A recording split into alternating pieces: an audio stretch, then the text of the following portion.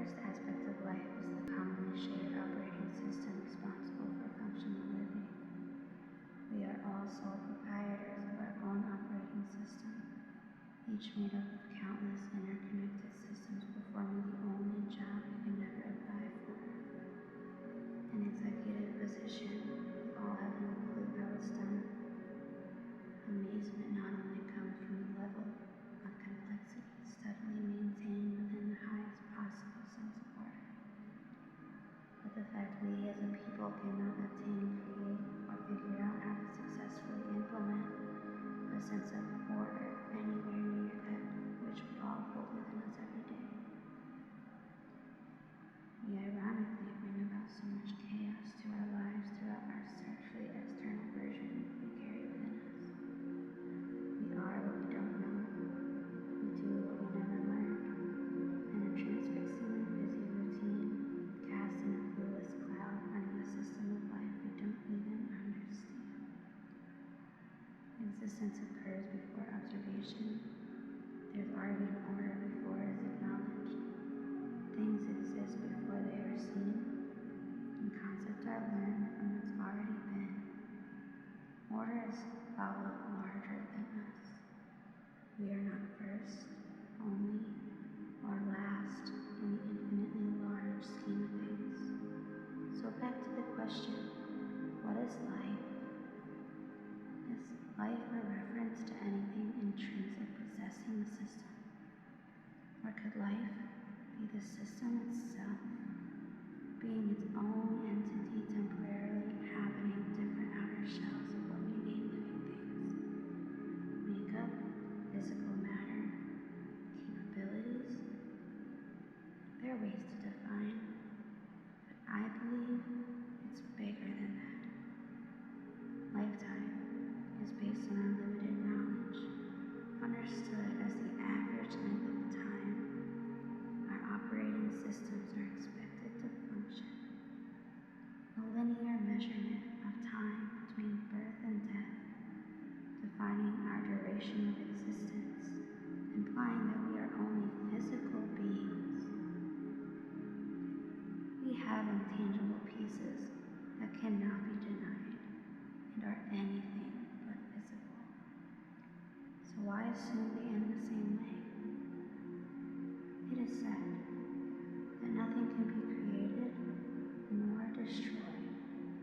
Form is only ever altered, eloquently transferring all energy, but sustaining its indestructible, eternal presence.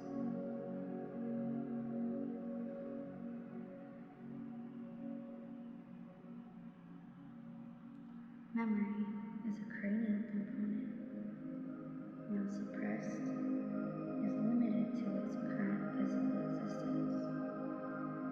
So cognitive understanding throughout the different transitions of existence would not be realistic, but something consistent exists, persistent, continuously present throughout the mysterious order of our universe, supporting a theory.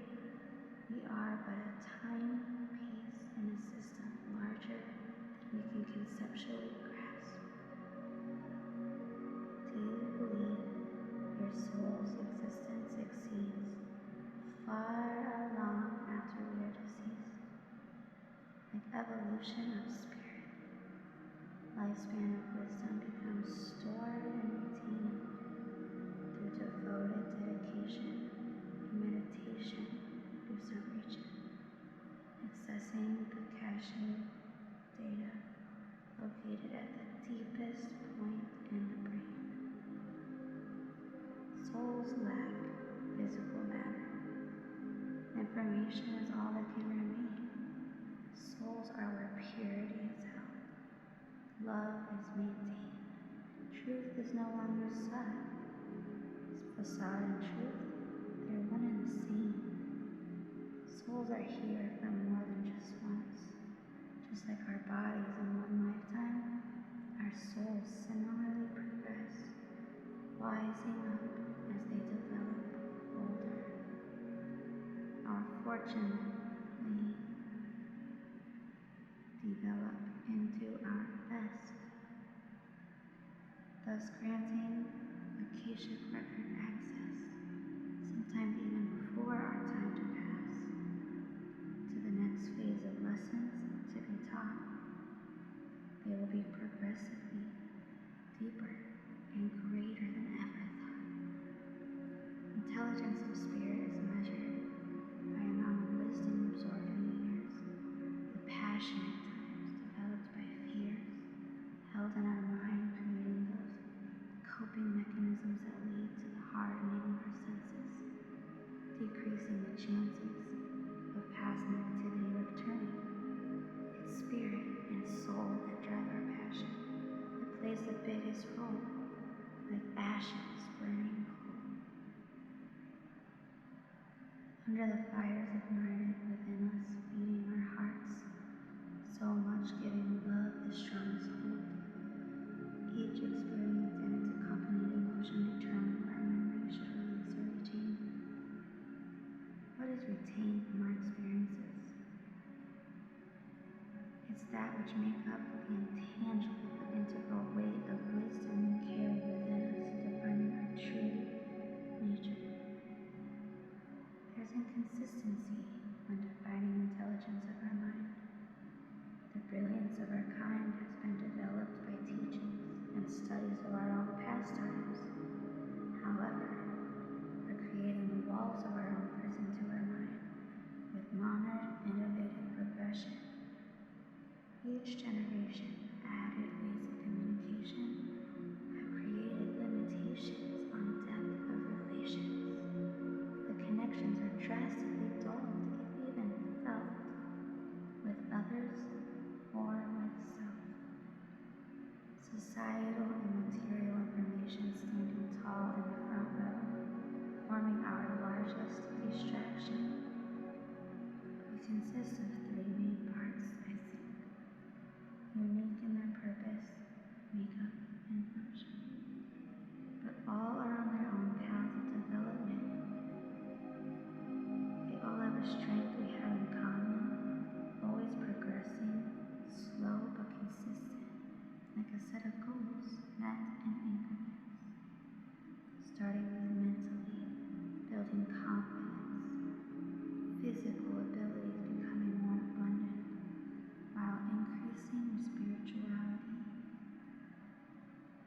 This brings us closer to our final achievement of reaching enlightenment. Body, mind, and spirit all striving for alignment. Maintaining synchronicity magnifies and illuminates our path in all its complexities. Greater destiny when it seems to lose its clarity. It is said when one finds their center, they meet themselves. Nothing to dwell.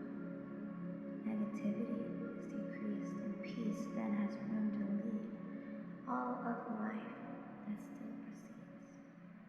Abilities are then possible to be acknowledged and really reached. When negativity becomes more apparent, your spirit is taking its role as your parent. So stay in tune and never ignore, as life will seems to deliver just what you need at your door. Endless potential is held in energy within us all, seldomly even believed towards beyond the outer wall, surrounding the commonly taught concepts, understood by the few who exist at a different frequency, only attainable by releasing all that has been taught. To know there are unknowns gives possibility to learning these unknowns and seeing the reality of who we are. We are not born to die. We're born to find the answers to that big question of why. And what I believe many will find is it's not a simple answer, or near the last of its kind. It is a step of many along our path to destiny. Our life here offers a unique set of experiences, serving a treasure map for our soul senses. At the end, the road holds the gold, the access key to a higher level of being.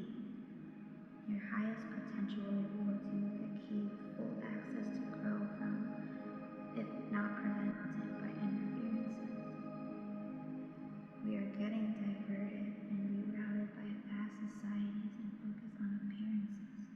Our focus is becoming too crowded. Our lives are now being postponed and elongated, but semantically decorated with such words as congratulations and prided for strength.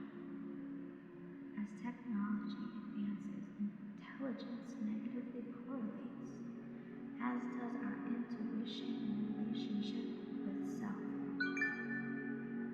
Yes, make the most of everyday life, but more importantly, don't forget you in the process. With life as our motor,